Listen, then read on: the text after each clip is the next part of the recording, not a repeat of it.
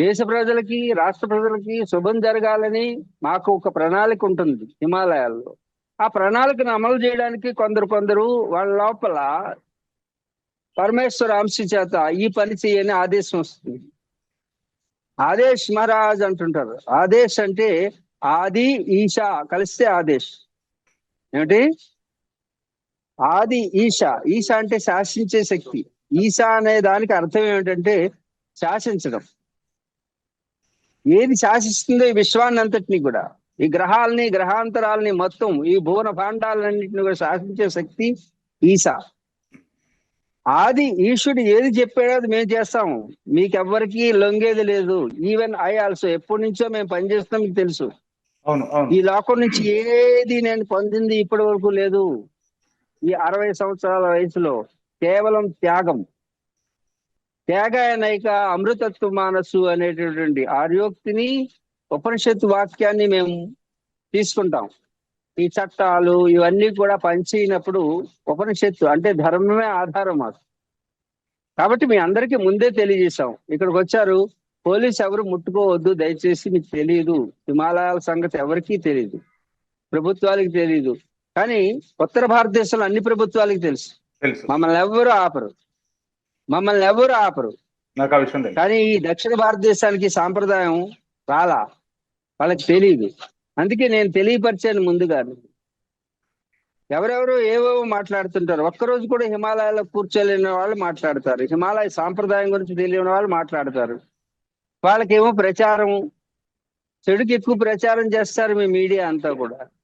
మేము ఎప్పుడూ కూడా ప్రచారం కోరుకోలేదు, తన కూడా ప్రచారం కోరుకోలేదు. గుర్తుంచుకోండి. అవును. తన పని తాను చేసుకువెళ్తుంది.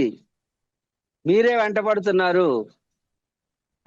కనీసం ఎప్పుడైనా సరే ఒక మనిషికి అవసరం ఉంటుంది, తన యొక్క లోపల నుంచి కొన్ని ద్రవాలు బయటికి పంపించాలి.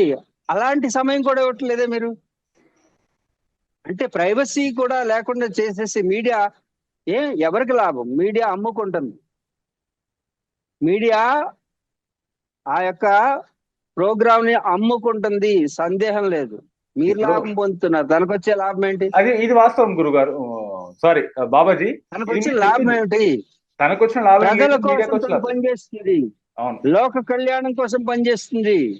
ఒక ఆడబిడ్డ మీద అత్యాచారం జరిగితే వాడి యొక్క లింగాన్ని కట్ చేయాలి, మర్మాంగాన్ని ఛేదిస్తానంది.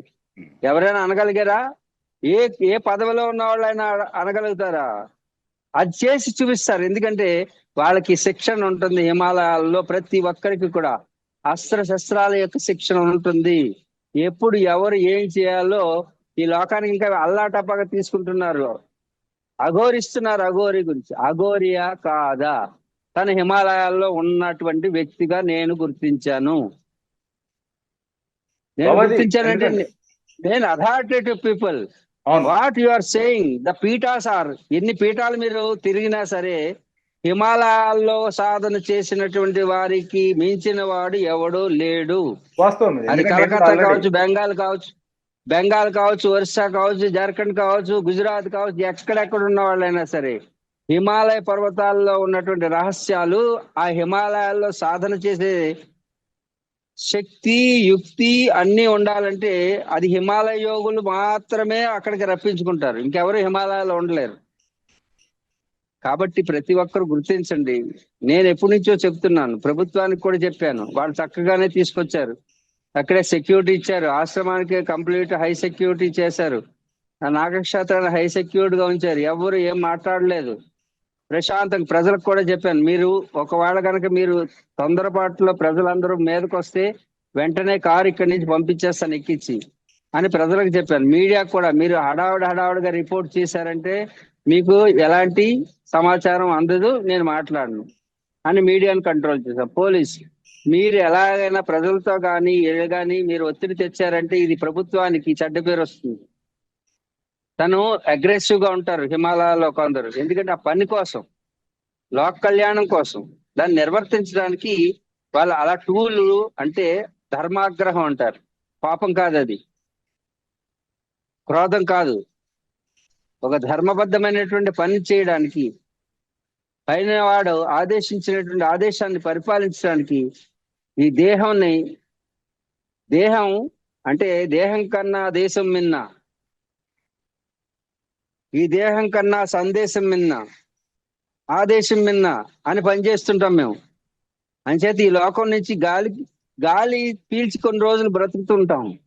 బాబాజీ మీరు చెప్పినట్టు ఒకప్పుడు కాబట్టి పాకిస్తాన్ బంగ్లాదేశ్ వాళ్ళు మన భారతదేశం మీద దండయాత్ర చేసినప్పుడు ఆర్మీ వాళ్ళు కూడా ఒక సందర్భంలో వెనుకడుగు వేస్తే నాగ సాధువులే ముందుండి ఎంతో మందిని భయపెట్టి ఉద్యోగంలో వచ్చిన సందర్భము మన చరిత్ర భారతదేశానికి.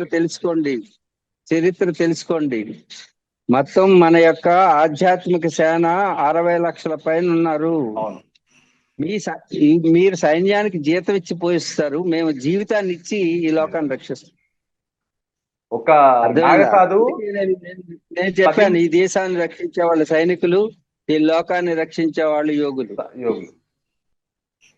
అందుచేత మేము జీతాలకు పనిచేయము, మా జీవితాన్ని మీకు ఇస్తాం, మీ నుంచి జీతం తీసుకోము. అవును. అరే ఇంత అన్నం తిని మేము ఇంత చేస్తున్నామే, ఏమి ఈ లోకం నుంచి ఒకటి చూపించండి. నేను కానీ హిమాలయాల నుంచి వచ్చే యోగులు ఎవరు కూడా ఏది ఆశించరు. కందరాల్లో గుహల్లో ఉంటాం, సముద్ర మట్టానికి 20,000 అడుగులు ఇన్ని సంవత్సరాలు మేము ఉండి ఇటు గృహస్థాశ్రమాన్ని అటు సన్యాసాశ్రమాన్ని బ్యాలెన్స్ చేసేటటువంటి పని చాలా కష్టమైంది. అలాంటి కష్టమైనటువంటి పని సమత్వం యోగ ఉచ్యతే అని పైవారి యొక్క ఆదేశానుసారం పనిచేసుకుంటూ వెళ్తున్నాం. అరే ఒక్క చోట కూడా అంటే ఈ చెడుకి అలవాటు పడిపోయినటువంటి వాడు మంచిని దర్శించలేరు, చూడలేరు. అరే నీకేం జరిగింది, ఎందుకు ఆపారు మీరు? నేను చెప్పాను, తను ఎక్కడ ఆపొద్దు, పోలీస్ అందరికీ కూడా చెప్పాను. ఇక్కడ సిపి దగ్గర నుంచి నేను పైన ఉన్నటువంటి చంద్రబాబు మన సీఎం గారికి సొంతంగా నేను మెసేజ్ ఇప్పుడు ఉంది నా దగ్గర. బాబాజీ మరి చెప్పిన తర్వాత శ్రీకాళహస్తిలో ఆయనను అఘోరిని ఆయనకి తెలిసి ఉండదు. అక్కడ వాళ్ళ ప్రోటోకాల్ ప్రకారం వాళ్ళు డ్యూటీ చేసి ఉంటారు, కానీ వాళ్ళకి ఆదేశం పంపించాలి కదా. తను ఎక్కడికి వెళ్ళినా గుడికి వెళ్తుంది, ఏమైనా మర్డర్ చేయడానికి వెళ్తుందా, లేకపోతే తాగడానికి వెళ్తుందా, తిరగడానికి వెళ్తుందా, లేకపోతే ఎవరినైనా చంపడానికి వెళ్తుందా, ఏదైనా ఇల్లీగల్ కార్యక్రమాలు చేయడానికి వెళ్తుందా? దర్శనానికి వెళ్తుంది. అది తప్ప నేరమా? కాదు, దర్శనానికి వెళ్ళినప్పుడు నేరం ఎందుకు? దళితులా? దాన్ని మళ్ళీ మీరు దళితులా అని అడుగుతున్నారు. దళితులు అయితే ఏంటి, లేకపోతే బ్రాహ్మణుడు అయితే ఏంటి, ఎవడైనా సరే గుళ్ళోకి పోనీయలేదు, లోక కళ్యాణం కోసం చేసుకుంటాని చేసిందని చెప్పేసి విన్నాం. నన్ను గుళ్ళోకి వెళ్ళనియలేదు ఒక అఘోరగా, దేహదానం చేసుకుంటానని చెప్పేసి అని విన్నాం. మీకు చూడండి, జిహాద్ లో దేవుడి కోసం చనిపోవడం చూశారు. అవును.